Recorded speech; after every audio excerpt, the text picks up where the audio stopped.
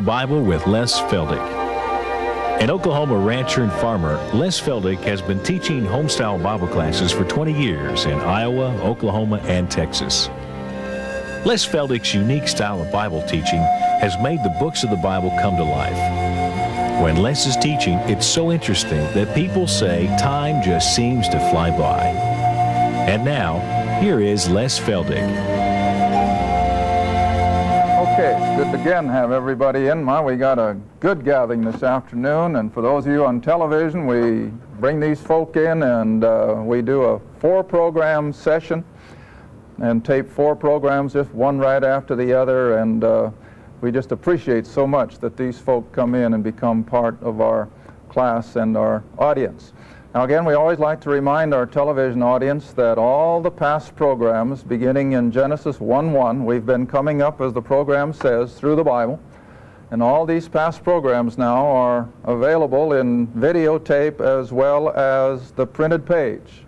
Now these little books are just transcriptions, word for word, and we do not try to make anything on them. We just cover our printing costs, and for those of you who are interested, you call or write, and then we always like to emphasize missionaries are taking them, and under those circumstances we try to send them out free.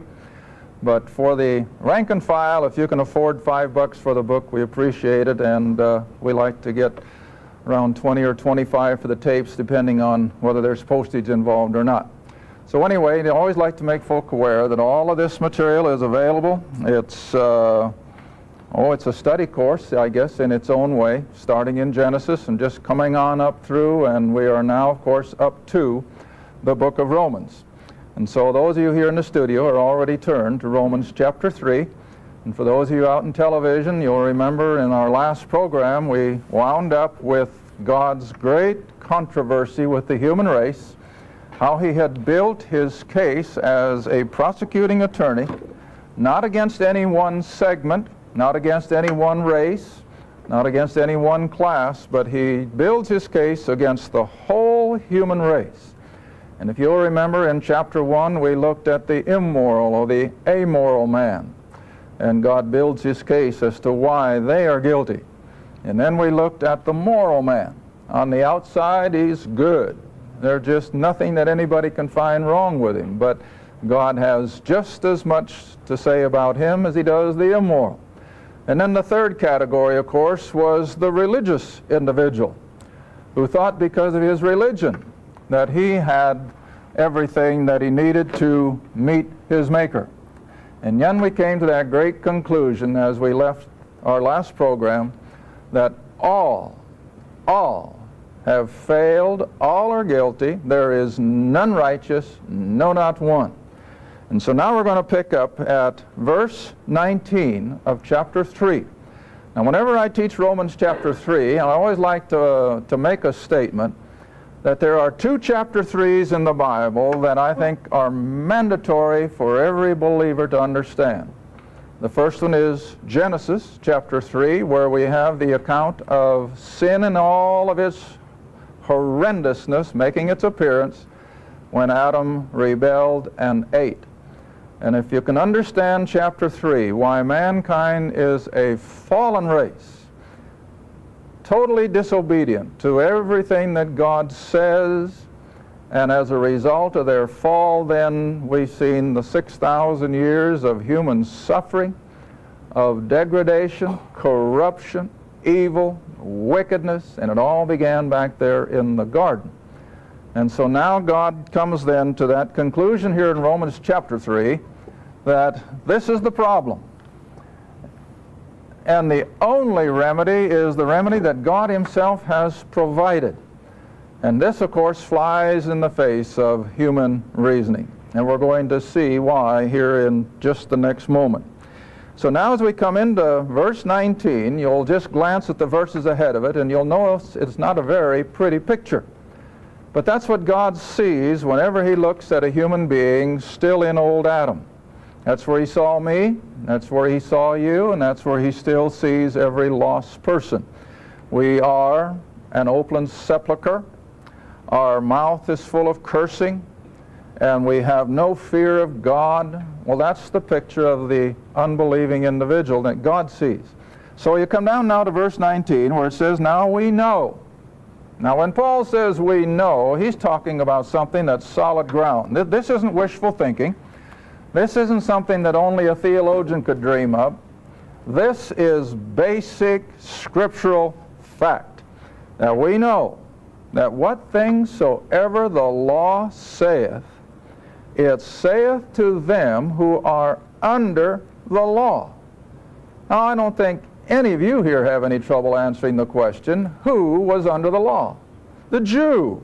The nation of Israel was under the law. And that's why, of course, they were put in that place of special responsibility. God gave them the law, printed on the tables of stone and plain as day. And then, of course, they had the whole system of what we call law, the religious, the ritual, the sacrifices, the priesthood, the civil law. It all then comprised what we call the law. But at the heart of the law, of course, are the Ten Commandments. And so as we study these terms in Romans especially, we're always going to be careful. Are we talking about the Ten Commandments, or are we talking about the whole system of law? In other words, that if a Jew misused his neighbor, the civil law stipulated how he had to make things right. The ceremonial law designated that under a certain circumstance of sin or wrongdoing, he had to do such and such, bring it to the priest, and so on and so forth. And so you had the civil law and you had the ceremonial law, but at the heart of all of the law is the moral law, or what we call the Ten Commandments. All right, so now then, I think here in the first part of chapter verse 19, Paul, when he says the law says, it says to them who are under the law, he's talking about the Ten Commandments, the moral law. But it says to them who are under the law, that's the whole system of law. You get the difference?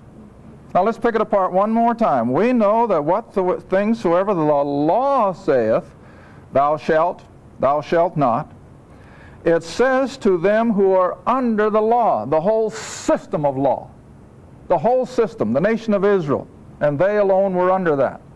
But it doesn't stop there. Now it goes on and says that not just Jewish mouths, but how many? Every mouth. Now who does that include? Everybody. Everybody. Jew and Gentile, black and white, rich and poor. Regardless of a person's status, he's under that demand of the law. And all the world, see that? Not just Israel now, but all the world may become, what's the next word? Righteous? That's what most people think. Oh, if they can just keep the law, they'll make it. But that's not the word. It says guilty. That all the world may become guilty before God. Now, I can't stop there without taking the next verse. Therefore, since the law, the Mosaic 10 Commandments, since the law makes everyone guilty, therefore, by the deeds or the keeping of the law, shall no flesh be justified in his sight. Oh, now look at this last statement. For by the law is the knowledge of sin. Now underline that word sin, because I think it's the first time that we've really seen it here in the book of Romans, where it will take the application or the definition that I like to make of the word sin, S-I-N. And those of you who have ever been with me on a study of the Romans, you know what I'm going to say. You can put in its place, I think without exception, throughout the book of Romans. And of course, if it just doesn't fit, why then back away from it. But you can, without exception, substitute the word sin with old Adam. Old Adam. The old sin nature that we're born with. Now let me read it that way.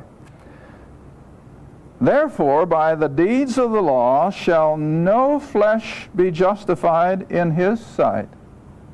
For by the law is the knowledge of old Adam. Now, I'm going to give you a couple statements. Maybe I'll better take time and put them on the board, and I trust you'll write them in the flyleaf of your Bible. The first one I'm going to put up is, we are not sinners because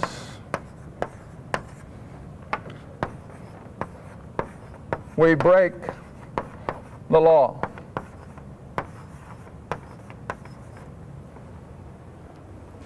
Hard to swallow, isn't it? Everybody thinks the reason we're sinners is because we've committed adultery, we've stolen, we've cheated, we've done something. But contrary to that, we break the law. That is the moral 10 now. We break the law because we are what? Sinners.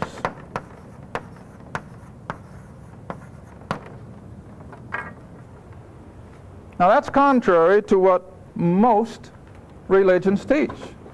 That's contrary to what 9 out of 10 church members think even today. They think the reason we're sinners is because we're always breaking the law. That's not the problem. The problem is we have something within us that wants to constantly break the law, and then, of course, when we break the law, we're what? We're guilty. See? But now we got to go all the way back to Adam again, don't we? Because that's where it all began. See, when Adam was created, he was perfect.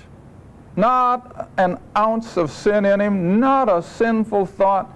He was as pure, I think, as Christ himself was in his earthly advent. But how long did it last? Not very long. I think the Jewish people, the rabbis, probably feel long enough for Eve's first ovulation, which would be about 28 days. But whatever. As soon as Adam took that step of disobedience back there in the garden, a simple step, just simply took and bit that fruit that was forbidden, and immediately he became a sin-natured individual. And all he could constantly think in spite of himself was that which was contrary to the very laws of his Creator God. And every human being has inherited that ever since. So you see, this is where we are then in the first statement. We are not sinners because we break the law, but we break the law because we're sinners, and we're sinners because we are sons of Adam. Oh, if only people could get that straight. You're not a sinner today because of anything you have done so far as actively performing a sinful act. You're a sinner because you're a child of Adam. And being a child of Adam, everything that God says this do, old Adam says do the opposite. Everything that God says this thou shalt not do, old Adam says do it. Now, I've been trying to think of a good, simple, yet profound illustration of this old sin nature. Because, see, we've got millions of people all around us that are good people. You can't find a flaw in their lifestyle. They've got a beautiful home. They've got a beautiful family. Their kids are well behaved. They've never cheated anybody out of a dime. He's never been unfaithful to her. She's never been unfaithful to him.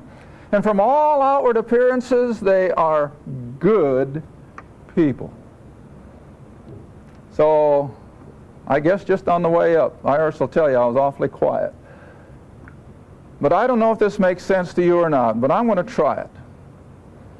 You take an individual, he's got a beautiful horse, just a beautiful steed, well-trained, well-groomed. And this gentleman is so proud of that animal that he takes him to the show places, puts him through his traces, and of course well-dressed himself. And it's just a beautiful pair to behold, this man and this beautiful horse. And after this particular show, and he's won his purple ribbons, and he's sitting there on that steed accepting all the applause of what they've accomplished. And that animal is just standing there perfectly contented, beautiful, being awed at. And then all of a sudden, as if somebody hit that horse with about 10 electric cattle prods, he just explodes. Now that's about the end of the analogy, because you can never carry spiritual things very far. All right. That beautiful steed I'm telling you about is the picture I'm trying to draw of old Adam. Oh, see, we can groom him. We can control him a lot of times, and we can make him just fool the world that, hey, he's okay. But then all of a sudden, something makes old Adam just erupt, like this animal hit with a bunch of prods. All right, now here's what I want you to answer me. What am I lightening the cattle prod to? What causes old Adam to suddenly lose his poise, suddenly realize that all that pent-up power for wickedness and obstinacy comes to the fore? The law. See? The law. And so people can have themselves all veneered, and they can be so beautiful, and they've got everything under control. And then one day, the law comes. And oh, they've read it, they've memorized it, but they never heard it. But then one day the law comes and it just smashes old Adam, and he erupts. See? Now, let me take you to Romans chapter 7. It'll be several programs before we get there, and then we'll look at it more in detail. But see, in Romans chapter 7 is that chapter that the theologians like to bandy back and forth, whether it's this or whether it's that, and I'm not going to pay attention to their arguments. I'm just going to look at it the way this old layman sees it. But you come down to Romans chapter 7, verse 9. A verse, I imagine, that has raised a lot of eyebrows or has caused people to just skim right over it. I don't understand it anyway. All right, now don't forget the story of my beautiful horse. Here is the Apostle Paul under that same set of circumstances. He's got his life religiously, he thinks, under complete control. A religious zealot, admired and looked up to by the whole Jewish religious community.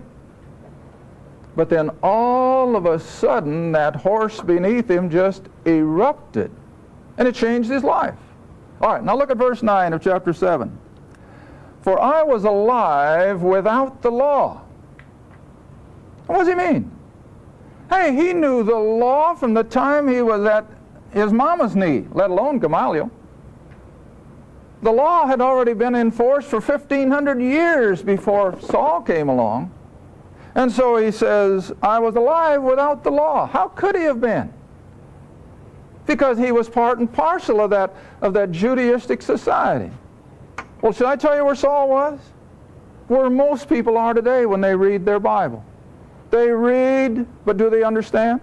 Goes right over their head. And the same way with Saul. Oh, he thought he knew the law from cover to cover. He thought he knew those 10 commandments forwards and backwards. But you know what? He had never understood what they said. It was just so many words. But there on the road to Damascus, all of a sudden, as he was confronted with the ascended Lord, all of a sudden now, the law meant what it said to Saul of Tarsus. And what happened? He realized that he was the biggest lawbreaker of all. And that's why he claims that he was such a sinner.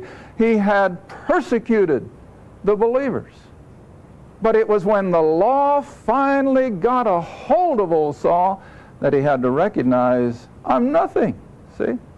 All right, and so what happened? He says, I died. Well, now we know he didn't die physically. So where did he die? Oh, that old Adam, see? Old Adam has to die.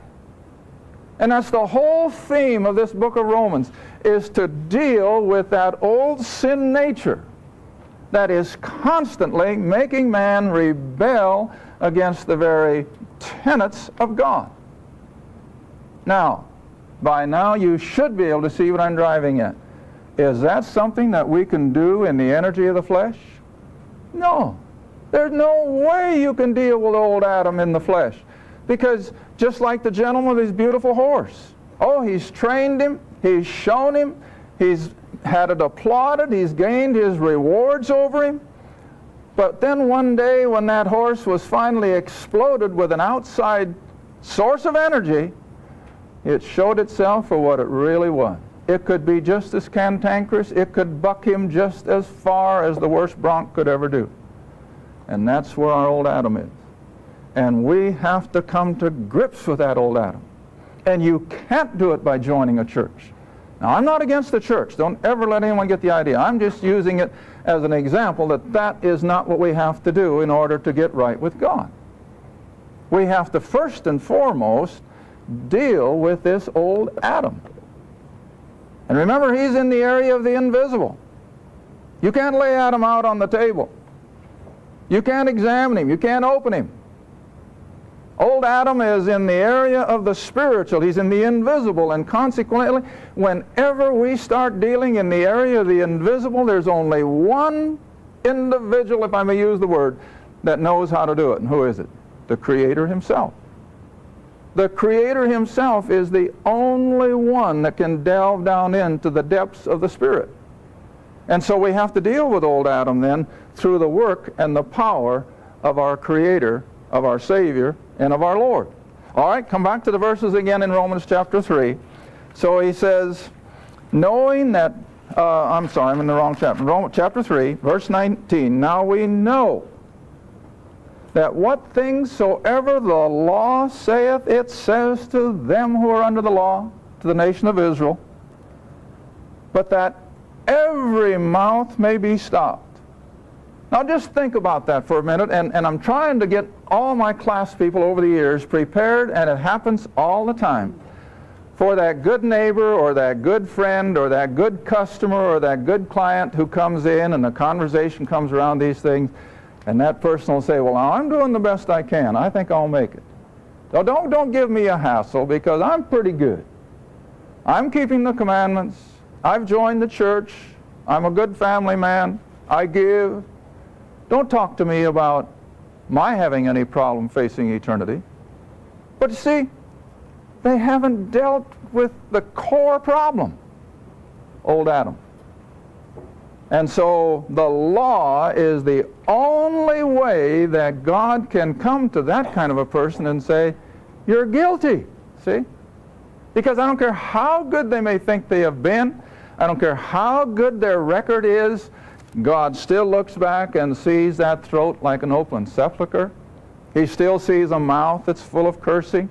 He still sees thought processes that are as immoral as anybody can get.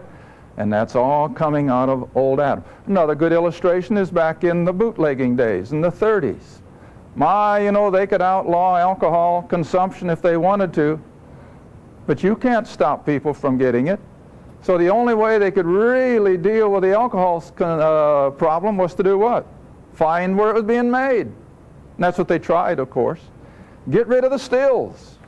If you could get rid of every alcohol still in the world and there wouldn't be any alcohol, you could probably get rid of the problem. Now it's the same way with old Adam. He's just like a still. He just keeps putting it out and putting it out and putting it out. And I don't care how you try to cover it up. I don't care how you try to wallpaper over it. It won't work until we deal with old Adam. All right? Verse 20 then again. So by the deeds of the law.